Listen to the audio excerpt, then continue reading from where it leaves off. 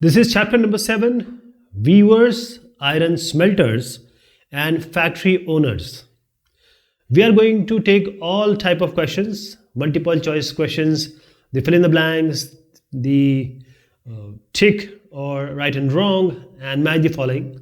These are the pictures. We'll try to cover whole chapter using these pictures. The first one is dash cloth had a market in Europe. So the cloth which was in great demand in Europe is chintz. So this chintz, whenever your mother wakes you up, what does she do? She'll sprinkle some droplets, right, on your face, and you will wake up. That is called cheetah. That's cheat. From that, chintz has come. If you see the middle, I'm not pointing that I am pointing is a bandana actually. The middle one, if you see, it's chintz and bandana on both the sides. So chintz here, red color picture. So this was in great demand. Women and men who carried basket loads of iron ore on their heads were called. So who were the men, women, from which community they would come? So those men and women who are carrying the basket loads of iron ore, Loha-esque, on their head, and they're coming from some hill, the answer is Agaria. Agaria. So Agaria is a community from Madhya Pradesh, and they are basically into iron smelting. So I'll give you a story. Two men, they wanted to establish an iron and steel factory. That's why they wanted iron ore. So now right one is Charles Weld and the left one is Dorabji Tata. Now both of them, and Dorabji Tata is basically the son of Jamshedji Tata. And now they were roaming here and there, Weld and Dorabji Tata. So they saw some people, some men, women, they were having basket on their head, and they just asked them from where you are getting this iron ore. And these are the Agarias. This is a tribe in Madhya Pradesh, and their work is traditionally doing iron smelting. Loha Praglan. That is getting iron from the iron ore. Now, they just asked them from where you are getting it. And they said, they just pointed to a hill, nearby hill. And that hill is Rajhara Hill. And that Rajhara Hill, and this is the picture of that hill, left corner bottom, and this Rajhara Hill, and Weld said, so this is the best iron ore all over the world. He told Charles Weld, he was a Bhuvagyanik, the geologist, and he said to Dorabji Tata, Tataji, this is the best iron ore in the world. Okay. Now it was not used by them. Actually, it went to Bhilai steel plant because it is closer to it. Now Bhilai is in Chhattisgarh, and previously it was Madhya Pradesh. So Agaria is the community we are talking about. In which century did the India's textile industry decline? We know the golden time of Indian textile. From 16th, 17th, 18th. The quality, the fine quality of Indian textile, the embroidery, the great handwork, and this kind of work was never and nowhere to be found. That is how this textile was in great requirement. But the problem was, in the 19th century, it declined. There are many reasons. One of the reasons is when Britain, it attained the industrial revolution. The textile, because it became low cost LC and the production was immense, so the produced material, produced good were coming to Europe, America and India also, because India were their colony, flooding the Indian markets. So the people here, they were basically doing this handloom work and creating this cotton, etc. But the British, because they had this industrial revolution, they had this spinning jenny and the Bhap engine, steam engine, etc. Tisco expanded steel production during the dash. Now I'll go back to that story which I was telling. I was talking to you about Dorabji Tata and Weld. The problem was this Rajhara Hill, they couldn't work here because the water was not there. In iron and steel industry, the water is the key requirement. So they got some area, they cleared the forest. Ultimately, they established a township, and finally it was called as Jamshedpur on the name of Jamshedji Tata. And this was on the banks of Subarna Rekha in 1940. This picture. So in 1912, Tisco started producing actual production. They started in 1912, but at this that place has to be expanded. That is, the factory has to be increased many-fold. The reason was what? Before 1940, 1912, the British iron and steel was coming, so they just started, and they were not able to compete. Or Britishers, they were saying that the iron and steel is best, and the no company of India can produce this kind of steel. But the problem was First World War. So this iron and steel of Britain was going now to First World War countries. So now iron and steel, which was coming to India, import was declined. And then the British government, it went to Tisco and they asked that please make this for us, make the shells, gole for the war, make the carriage wagon wheels, and also the rails. So this was in 1914, just after 2 years. So it was the opportunist, or a very good opportunity, when Tisco was opened. And one time in 1919, the time came, Tata and Steel Company, the 90% production was totally taken by the British rule, British government. Okay, so the reason was First World War. That is how the requirement declined and Tisco expanded. Portuguese first came to India in search of. If I even change Portuguese to any name, Dutch, French, etc., the basic answer will be spices. Okay, this was black gold or black diamond, kala sona, spices, black pepper. Now this, along with long ilaichi, dalchini, cardamom, all these khada masala, we call it as the masalas, the spices. So this was, in demand everywhere in the world. So this Calicut, here Vasco da Gama came. You have to tell me when he came. So he came for the first time. It is a different story that how they went to Goa and they established their regime there, the center there. So they came to Calicut first. It is in Kerala.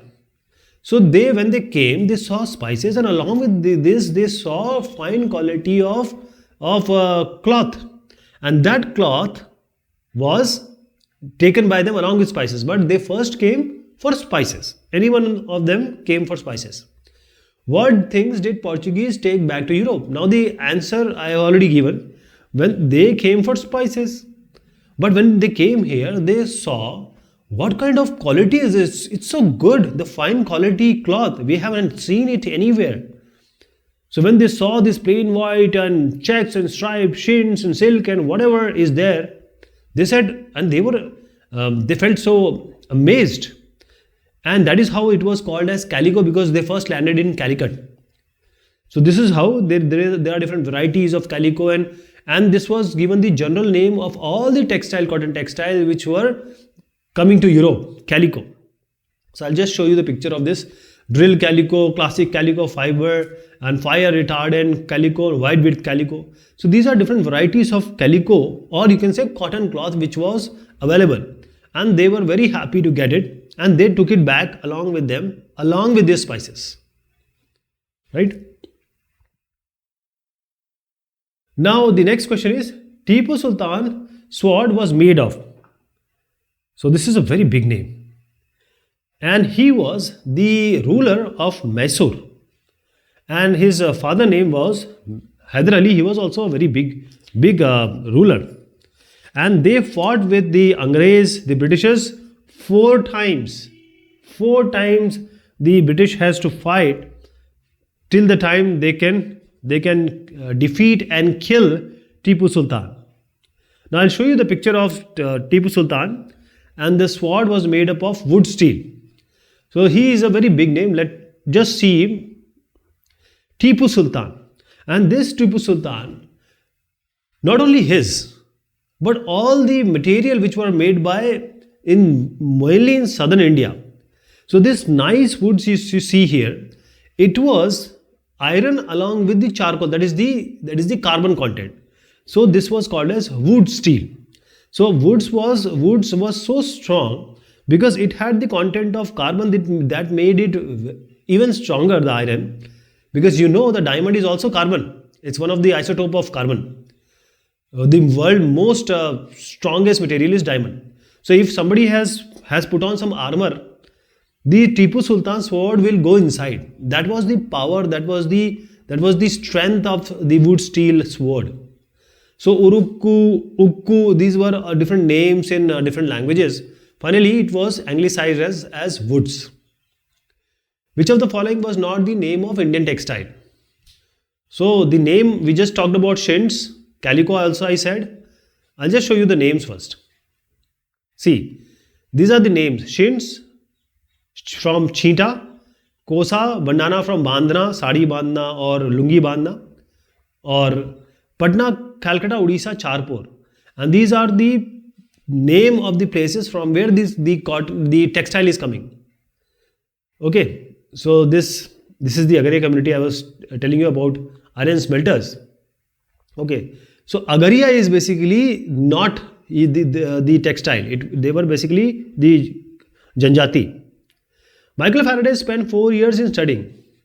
As I was telling about the wood steel, you have now known what is the power, what is the strength, and for that particular wood steel, and it was admired by everyone all over the world. So the main person of Michael Faraday, who was the key person behind the electricity and electromagnetism. Now he actually tried to learn, study, do research for 4 long years, 1818 to 1822, Michael Faraday, for what? Wood steel. So he spent 4 years in studying the properties of Indian woods, the steel which was prepared, manufactured, created all over the southern India at that time. So it was so much popular, this wood steel, that even Faraday has to come and research. Which place in India had one of the finest ores in the world? I gave you that answer. So best finest ore, Lauh Ayasque. So I'll just show you I have showed you the place, if you remember. The answer is Rajhara Hills. Rajhara Hills or Rajhara Hills or Rajhara Hills or Rajhara Hill. I don't know how to speak this word, but it's Rajhara or Rajhara Hills. Okay. So this actually went to, the iron ore is going to Bhilai steel plant. Bhilai is a important area in Chhattisgarh, and it is between, you can say, Gondia and Bhandara and Raipur. It's in between that. Just after Durg it comes. Spinning jenny was invented by. Now spinning jenny. See spinning jenny. Spinning jenny. This is the picture of spinning jenny. And previously, one man would or one woman can only spun one spindle of thread. But now this spinning jenny, which was discovered, or you can say invented by John William Kay, he invented this machine. And at one time, one worker can produce he can turn number of spindles. In turn, number of spindles can form and can spun long threads at the same time. Takli. Okay, spindles or takli in Hindi. So at one time, this has revolutionized the work. So this spinning jenny is a machine by which a single worker could operate several spindles on which thread was spun. And when the wheel was turned, all the spindles rotated at the same time. So name is John William Kay. The answer is B here. Now let us match the following. So spinning jenny we just saw. So spinning jenny is a machine by which a single worker can handle several spindles for spinning thread. Aurang is what? Aurang is a workshop, it's a warehouse, it's a bhandar, it's a go down, all the names. This or Aurang is a Persian word for all these taken together. So it's a Persian word meaning a warehouse.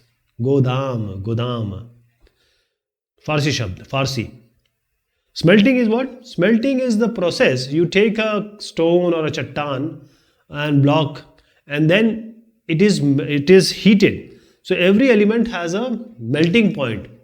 So this at melting point that metal or that element can be extracted. So the process of obtaining a metal from the iron ore is smelting. It is called praglan in Hindi. Praglan. So it's not only iron ore, it is any ore. Bellows. A device that can pump air. Now I'll show you the bellows now. How does it look? So this is the picture, right upper corner. So now you see there is a man sitting. Normally in India, women would do this work. So this is a bag kind of thing. So when it is not pressed, the air would come inside, and then it is pressed. When it is released, air can come inside. When it is pressed, the air would go out. So it's for pumping air out. So if you want to keep this heat on, keep this fire on, this bellow is blowing the air, and then only you can work for long hours for these iron work, iron smelting, blacksmith, all these. So this is a device that can pump air. Slag heap. Slag heap is what? So for example, iron ore we are taking. When you take out the iron, what is remaining? So when you take out the metal or the element from the ore, whatever is remaining is called slag heap. Dhatu mal in Hindi. Slag heaps. So the B is the correct answer. Let us match it with B. The dump of waste which is left after smelting metals. After praglan, whatever is waste is slag heap. This is jamdani. So this is jamdani. So jamdani is a fine muslin on which decorative motifs are woven. See this muslin has come from the word Mosul. Mosul is a place, proper place today also in Iraq. So the Arab merchants, they were having this cloth, and the European first saw this cloth in Mosul, and that is why they called it as muslin. Even a ring, this cloth can pass through a ring. So I'll just show you jamdani here. So the top upper right, that is bandana. Jamdani I don't have, sorry. This is the place I can tell you. This is the Mosul area, and here the Europeans first saw it with the Arab merchants, and this textile has come from where? From India. So this is the correct matching. Okay, the wood steel making process was widely known in North India. No. I just talked about Tipu Sultan. He was from Mysore, and Mysore is in southern India. So it was popular, and all this wood steel was produced here in southern part of India. The importance of Surat declined in the 18th century. This is absolutely true. You see, the Angrez British, they created the presidency based on the port. That is the Madras port, Chennai port, Calcutta, Kolkata port, and the Mumbai port, Bombay. Previously, Surat was one of the main bandargah port. Everyone was coming 16th, 17th, 17th, 18th century. Everyone was using that Surat port. Even the people who were going for the Hajj, they were using this port. But when Bombay became the prime port, this Surat, the importance of Surat port, it declined. But still you see Kandla Port Trust, all these which are the natural port are still there, and they are under port trust like Mangalore, like Kandla, etc. Charkha was put at the center of tricolor flag of the Indian National Congress adopted in 1931. This is absolutely true. We know that Indian National Congress gave us the independence, and that is why they are so important today also. Though they don't have that much of seat, they are in a position. But the Indian National Congress was the prominent party entity at the time.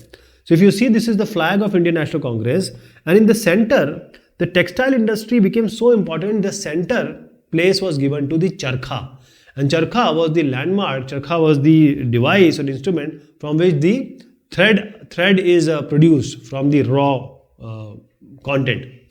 Tipu Sultan fought 7 wars with British. No, as I earlier indicated, it was 4 wars, and final war, Tipu Sultan died. He was killed, and he actually died fighting this Englishman.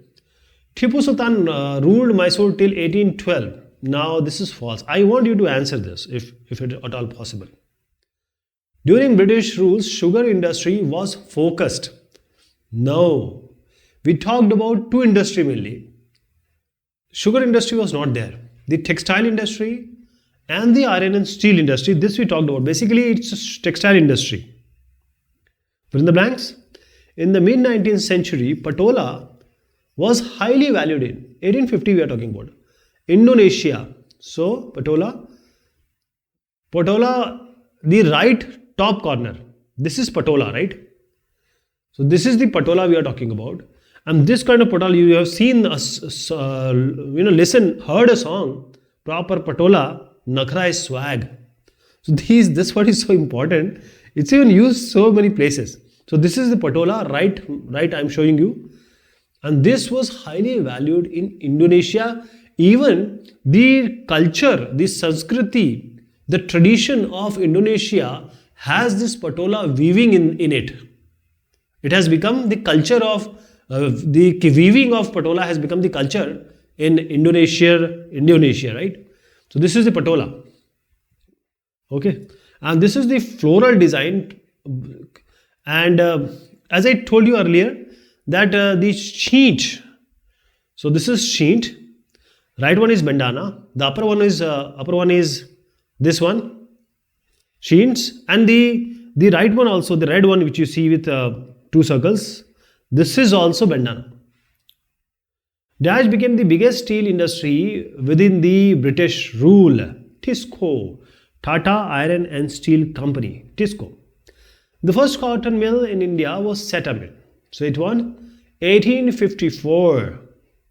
Bombay, Mumbai, and after that Mumbai, 84 mills came up. Mostly Parsis and the Gujaratis they set up, and they were actually exporting it to China. 1854 it is. Dash slowly became a symbol of nationalism. Khadi Gram Udyog, which is you see every neta leader he wears khadi. Michael Faraday was the discoverer of dash and dash, electricity and electromagnetism, bijli. So electromagnetism and electricity, he was the discoverer of these 2 important aspects. Okay, this is all about this question answer. Thank you so much. Take care of yourself.